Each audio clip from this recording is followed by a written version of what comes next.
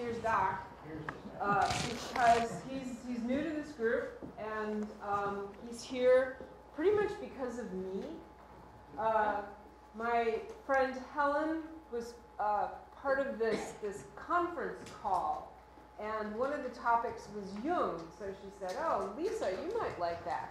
So I got on the call, which Doc hosts, and it was just a really wonderful discussion. And then I kept getting on. It's monthly, so I would go to the next one, and it was really interesting, and the next one was really interesting. I've kind of fallen off because I've been busy putting a conference together. But if you're interested, see Doc later. He just has some really interesting people who talk a little bit, and then you discuss. Anyhow, so I personally welcome Doc. I thank you for trusting me enough to venture into this wild and woolly world of Gebser and Jung. I look forward to hearing what you have to say. Thank you. And by the way, I'm shopping for somebody that will be an interesting guest for the end of the month call in October. You've got a wide room full of people. Okay. If you'd like to know a little bit more about what I'm doing, well, there's the address and the website. And we launched a little venture called the Compression Thinking Series, which was not, our expectations were modest, and I'd have to say that they have not even been reached, at least not yet. So I'd like to talk a little bit about what that is and why. And let's start with this. There's about 20 of these things on 3 slides. And so this is a highly depressing message. You start talking about this in most of the people I'm around, and you become instantly as popular as a pack of coal-nosed hounds in a nudist colony.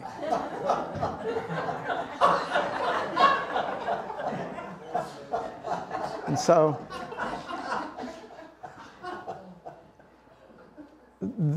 if there wasn't global warming or climate change, that's somewhere down toward the end of the list, maybe 3 slides further down. Any one of these, if unchecked, could get us. Would take a little longer, maybe.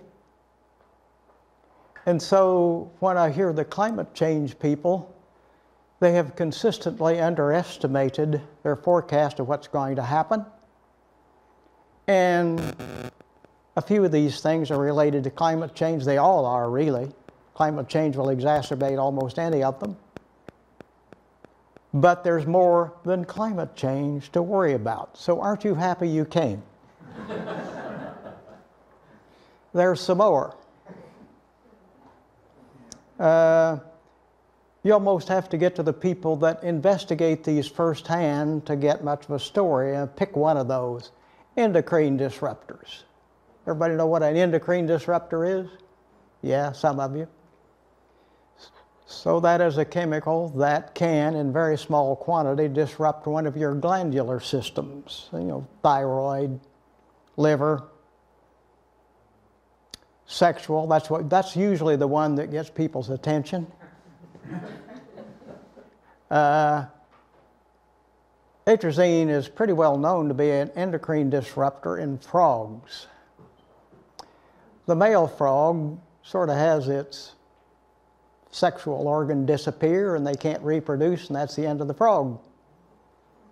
If you are a male, would you consider this to be a problem? And so we don't know how many of those there are.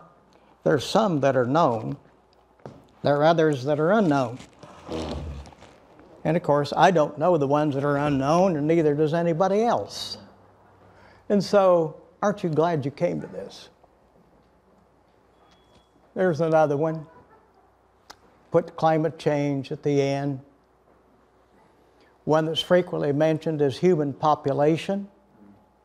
Well, yes, we could all contribute a little bit by just ceasing to breathe and exhaling carbon dioxide. Not very many of us really want to do that, not just yet. But it's not that. It's not necessarily the population, although that's huge and growing. It's the system we're dragging along with us. I call it Big Other. We're subjected to Big Other here and everywhere we go. I blew my budget to come out here. Oh, dollar budget, not so much. But I flew, took a cab. How much energy is that? I'm way over what I ought to be expending and way above anything necessary just to keep me alive. If you are a human-like animal in nature and you don't have any of this that you depend on to live, you may not live as long, but on the other hand, you use a whole lot less. And that gets us to the idea of compression. Compression refers to two things. Number one, the pressure we're putting on the systems of nature on Earth that's way in excess of what we really need. But we think we need it. The system keeps persuading us that we need a lot of things that we didn't realize we needed before. The other thing is compression refers to the pressure we have to put on ourselves if we're going to cut that way back. And so the top of that is reversing economic growth. You go to the right place, and this is heresy. It doesn't make any difference whether it's capitalist or socialist or something in between. Almost all economic models presume expansion and maybe unending expansion. You think the battles of the 20th century between communism and fascism, capitalism, whatever, think those were bad? This is much worse, much deeper. And so I'm asking you, what do we do here? What do we know just from looking at things physically? We need much more localized economy. How do you cut down on the transportation? It's the same a mistake I made once in a simulation on factories. If everything is in one place, you wouldn't have any travel distance. The guy that was my mentor was absolutely amazed at how profound that was. And so, had to do it again. Use a lot less, travel a lot less. What does that imply? Well, a lot of reuse, remanufacture. You know the R's. We do quite a few of them, or pretend like we are. Another one, revitalize nature. Common term for that's regenerate. I like revitalize better. Meaning it's got to be healthy. If nature isn't healthy, we're not healthy much longer. And we pay far too little attention to the health of nature. That boils down to how do you live as well or maybe better and use a lot less. Whoops, goofed that.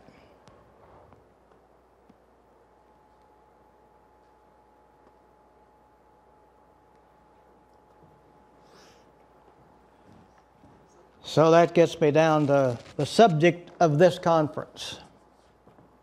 Shifting attitudes, beliefs, get down to some really fundamental questions, some of which we've been discussing. We'll come back to that in a few minutes. But ending economic thought based on growth, the one thing I really got from Greta Thunberg, she gets this. She may or may not technically have dug into it very much, but she gets the picture.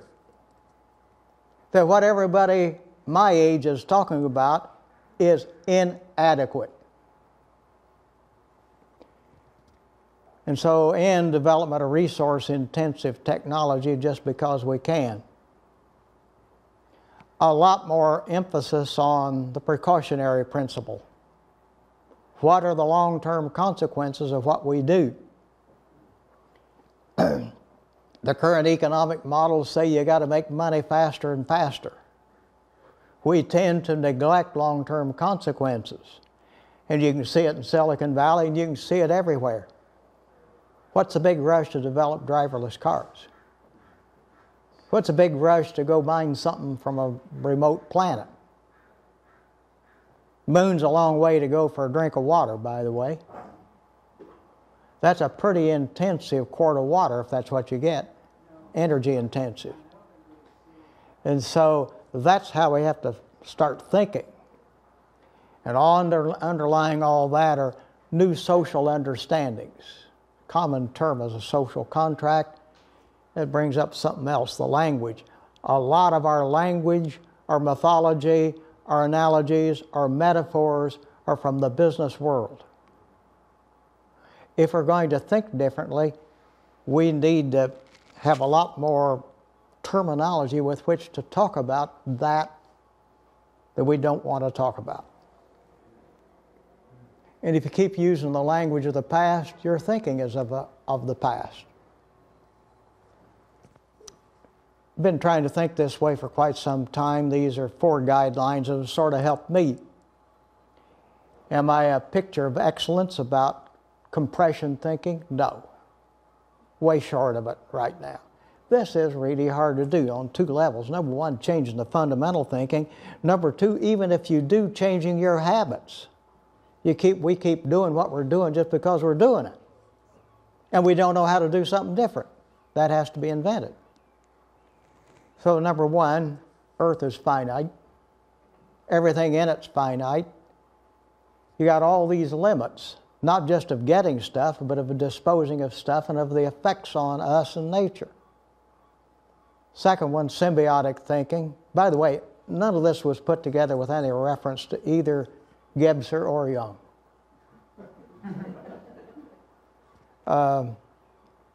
Systems thinking with a twist. Think of the effects on nature with every decision of much importance. What is this going to do?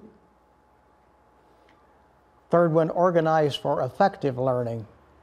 There are a lot of learning organizations out there. I've worked with some. They'll call themselves learning organizations, but what are they learning to do? Grow their market and improve their efficiency. I know about that. I worked in that 40 years. I've done more than my share to make the world a mess. In fact, I consulted with, well, I didn't consult with them. I wrote about them and didn't like to consult. But I went to one company where it said, Doc Hall came for nothing and he's worth every penny. But do more than my share to get them to improve their efficiency. And the last one there is quality over quantity. Always there's quality in the commercial sense. And then what's the quality of all life? The quality of your life, the quality of a life cycle. So what's the life cycle? Well, any animal anyway has got to live well enough to reproduce and get the next generation going. If you're going to have life, that's it. That's the life cycles. And in nature, almost everything eats something else. Most anything we eat was once alive. So it's not like this is some sort of a romantic, cuddly thing to do. But we got to think about it and think differently. And some of the questions, old hat thing for people here is the old discussion of Cartesian dualism. Why are we the way we are? Well, I can tell you in the business world, it is false rationalization. If there's a religion of the United States, it's money. If people go to church, usually their Sunday morning religion and their Monday morning religion are 2 quite different things. Mm-hmm. And if you got to dismiss somebody from work, say, nothing personal, just business. And then if we do some of these things and we cut way back, a lot of people are going to be unemployed. It's inevitable. There will be unemployment in the system we know today. What's that mean? You got to redefine what work is, what success is. And that's what I mean by coming up with a very different social understanding of what we are and what we're trying to do. Relationship of humans to the universe. Oh, that's always interesting. We've talked about this here. I've seen a couple of things lately that triggered me. One of them was what we see is not reality, which is literally true. We see an image. So we don't see reality. Doesn't mean reality doesn't exist. It just means our perceptions can't get that far. And then the crazies in Silicon Valley figuring, you know, if we're living in a simulation, all we got to do is crack that code and we can control it. Hokum.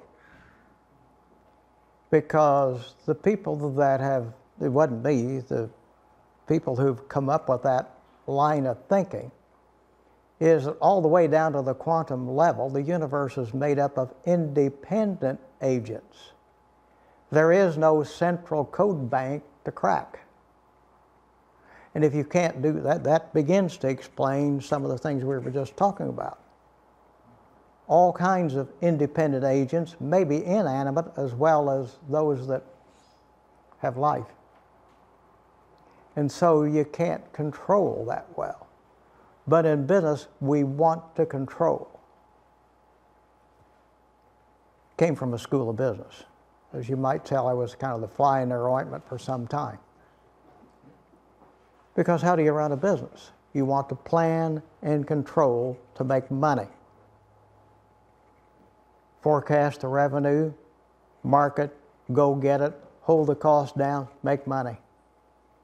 It's that simple. What's the capitalist system?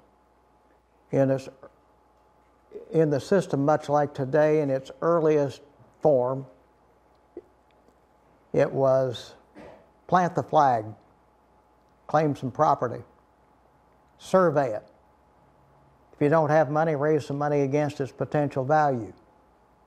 Develop, flip, and you made money. That's the growth economy.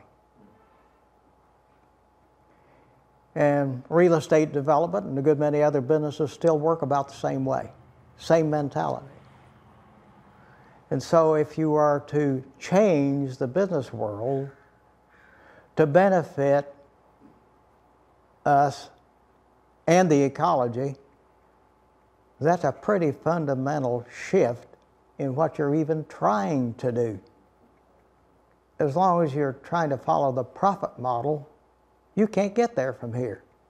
Because what is monetization? That's the ego drive. If you're measuring by money, that's based on money to me. Money in, less money out. To me, to my company, to my government, to something. But that is human-centered. If you want to consider nature, you've got to get away from that and be external-centered. I don't know how to do that. Maybe you can help. External centering. There's a paradox if there ever was one. And so, causal explanations of anything? Well, our thinking usually, let's say in manufacturing where I spent a lot of time, it might be a tough, difficult problem, but if you wall it around long enough, somebody would come up with something, oh yeah, that's caused by this, fix it. Fairly straightforward, a pretty straightforward chain of causality. If the causality goes in loops, and we're part of the loop, now you have a different form of thinking.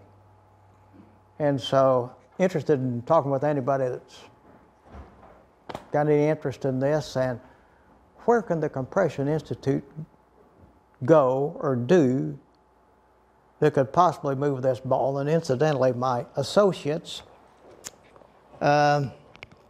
say, we like you, but I think this is hopeless. You know, people cannot change that much, especially in only a decade or two or three. It took centuries for us to get to the thinking we have today. You think you're going to undo all that in 10 years? No, not really. Can you undo some of it in places where it counts and at least make a start? So I'm still doing this. Even if it was a failure, it was worth doing. So, I quit.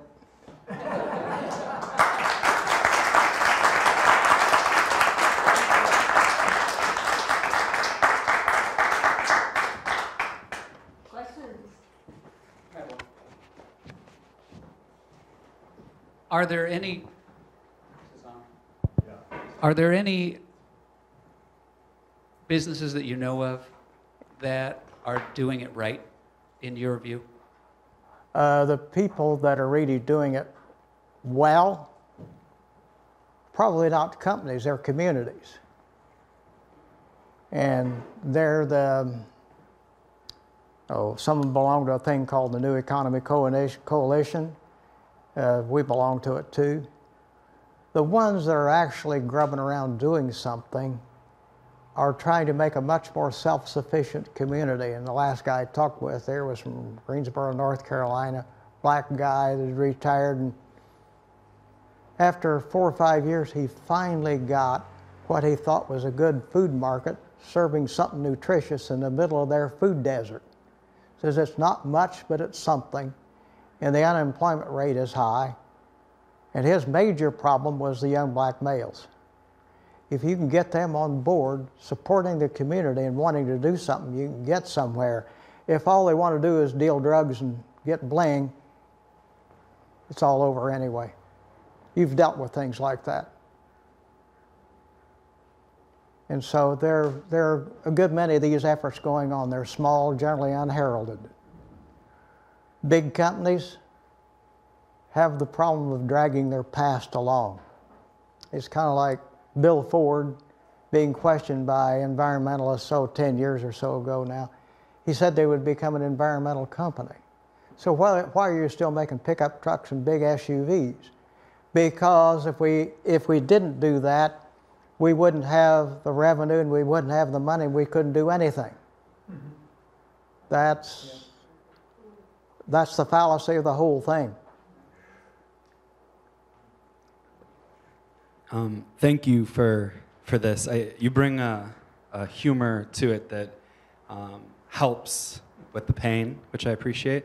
And a lot of what you said has really been wonderful in terms of confirmation bias for me, so I appreciate it. The one thing that you said that really activated me was about how religion today is money. And James Hillman said something similar to that in terms of the only God that is going to matter is the God of money, the God of economy. Yeah. And I'm curious what you think about, or if you have any ideas on how to better deconstruct that God and that myth and that religion that isn't working for us. I didn't quite get that word. How can we better deconstruct that religion of greed, of money? I don't have great ideas. I got a few, but that's one reason I'm here. I think you've got ideas. Well, How do we do that? Yeah, one thing that I'm somewhat hopeful about are friends of mine are, at that age now where they aren't chasing the dollar as much as they are looking for meaningful work. Mm-hmm. And I think that people are clamoring for change and equity in terms of economy. But the thing that concerns me, and maybe some other people have ideas on this, is those in power will do terrible things to stay in power. And I kind of see that unfolding right now. Absolutely. It isn't just Donald Trump. That's kind of caricature of the whole thing. The people, especially the top people, benefiting from this economy will not give up easily, nor are they going to easily understand why they should. So two of the things, one is a lot more biological, environmental education. The ignorance sometimes is overwhelming. So an example, had a guy that's a ranch hand, had a day or two off, had him do a little painting on a fence. He was complaining that the bees bothered him while he was picking cucumbers. He did not realize that the cucumbers had to be pollinated, and this is a guy that's outside on a ranch all the time. And so you can kind of understand that if you got some kid in town. But even the people that are around it, a lot, are woefully ignorant of basic things. And I don't know much myself, and I grew up in a rural area.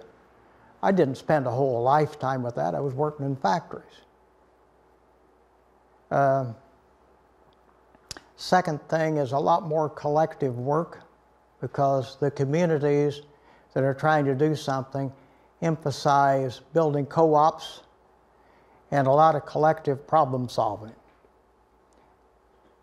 They could use some help, yeah, their techniques could, but they're motivated, and that's the important part. And so this is working collectively instead of being a hierarchy, and my career path is up that ladder, and so you got the pushing and shoving and the elbowing and the undercutting and whatever political stuff goes on in those organizations. Some of you have probably seen that firsthand. And that alone tends to undercut any good intention of what some of those companies might want to do. So I don't know whether that helped. One thing I'd like to just speak to your question is the importance and the emergence of gift economy and alternative currencies. In Europe, back in the 40s, when a lot of the state currencies were very unstable, local communities developed their own currency, which was kind of like a pseudo gift economy, a barter type thing. And that helped stabilize the community's economy until, so that if the state's currency is, crashing, their local currency kept everybody from going into abject poverty. The other thing I'd like to just bring up is you mentioned the importance of putting nature first. And when I was in Colombia visiting the Kogi tribe down there, and David was there with me, and I know, where's Glenn? Glenn has visited the Arhuaco, which are like the neighboring tribe. They maintain that we do not, we take from Mother Earth. We take and we take and we take, and we don't even frickin' say thank you. And we don't pay her back. And so they have ceremonies that they do ongoingly to pay back Mother Earth. And the really interesting thing about these ceremonies is that it's a win-win situation. You don't pay back Mother Earth, by going and burying some paper dollars. You pay back Mother Earth by determining what is keeping you from your own oneness with Mother Earth, and then putting the energy of that into something biodegradable. We were given little pieces of cotton. So if it's busyness that's keeping you from being one with Mother Earth, you put that into the cotton.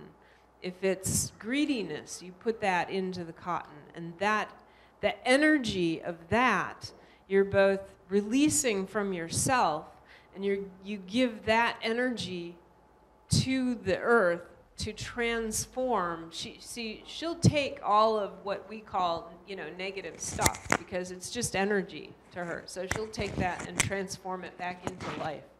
So if anybody's interested in doing that, it's called a pagamento ceremony, and I'll be happy to take you down to the ocean and do it with you. Yeah, Lisa, a great example. I had a brother-in-law that was a turkey farmer for Purdue. After a while, he figured out he would better get out of it before he got thoroughly screwed, and did. And so, what was his big problem? A 30-foot tall pile of turkey poop at the end of each barn. Couldn't pay people to even haul it away. Now, if you raise turkeys the old-fashioned way, that was never a problem. And figuring out that the system by which we do that, industrial farming, how damaging that really is in many ways, is a big part of this. There's so many angles, you can't go into it all.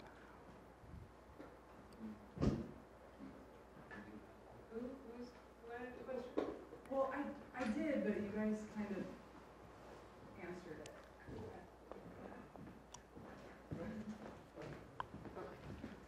Doc, since you've come from Texas, and we got a couple of comments from you, but one thing I can't resolve is, in my mind, is the petroleum industry and the powers involved in the petroleum industry, fossil fuel industry. And I know a few folks actually in that business. But the mentality that says we're going to keep going, we're going to keep drilling, which seems to be a major geopolitical fact. Going to keep on doing it. Going to keep on doing it. I don't see how that is going to change. It isn't going to change until something stops them. And the big companies like Exxon are a paradox. Hardly anybody's put more money into alternative energy than them. And you go to Texas and you see windmills all over everywhere. They don't care. Whatever's make money will make money generating energy, let's do it. And then if you look at global oil supply, you want to interpret geopolitics, look at where the oil fields are and where the pipelines are and where the shipping routes are. And it's very revealing. If it wasn't for oil, we probably wouldn't be in Iraq. We wouldn't care. We probably wouldn't care about Venezuela either, or Nigeria, or half a dozen other places. But if you control the oil, I'm going way off the deep end now, but this is not. If you can control the energy and you can control the food, you control the world. And the U.S. dollar has been called the petrodollar for a reason. You undermine that, and it begins to unravel the whole system. Okay, I think Jeff and then Brad. We're doing well on time. No worries. Well, for me, it comes down to at least two fundamental factors or issues which have come up. One is, what do you value? What do you value? If you value just the end product of making money, then that pretty much puts you on a particular path and a particular course. If you value, protecting the natural environment or making it safer for other human beings, that's puts you on a completely different path. You can't then buy into the myth of infinite resources that are going to perpetuate infinite growth. So it really comes down to, what do I as an individual, what do we as a society, what do we as a nation, what do we truly value? And how do you instill values in people? How do you encourage a particular set of values?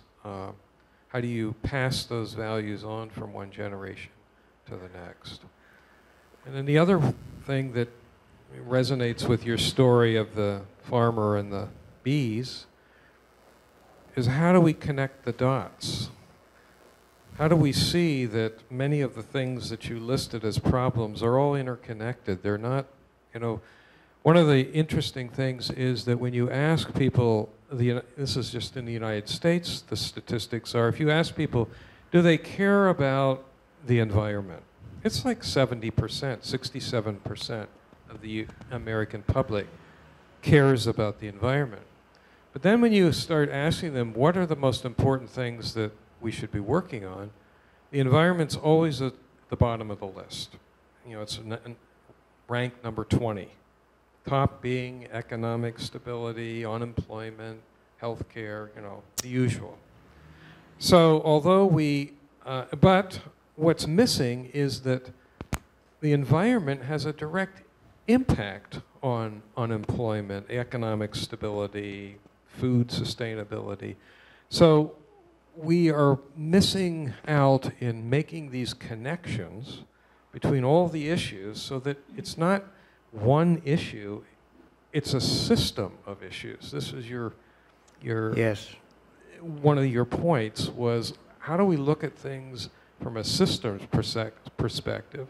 So valuing and connecting the dots for me have always seemed to be really core issues to get to get through those, to work with those, so that we can address many of the issues. Yep. And I'm not proposing solutions, but I certainly see that these are some of the core impediments to making progress or shifting consciousness. Yes. So what do you value, and how do you see things connected or not? Yeah, some of it is so basic, like lawns. I would guess everybody in the room, unless you live in an apartment, has a lawn. No, they're actually illegal in Carmel. That's good. Yeah. You know, because generally you plant an invasive species of grass, then you kill everything that isn't grass. Then you water it, then you cut it. And in total, the amount of area planted in lawn in the United States is just short of the size of the state of Oklahoma. This is big, collectively. And it uses as much water as we use collectively for agricultural irrigation. And so ecology isn't some wilderness far off somewhere. Ecology is in your own backyard. Why don't we grow more weeds?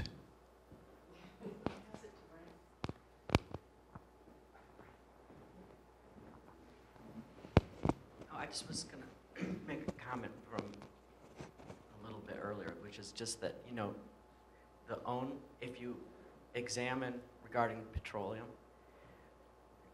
if the energy companies simply left the reserves that are in the ground now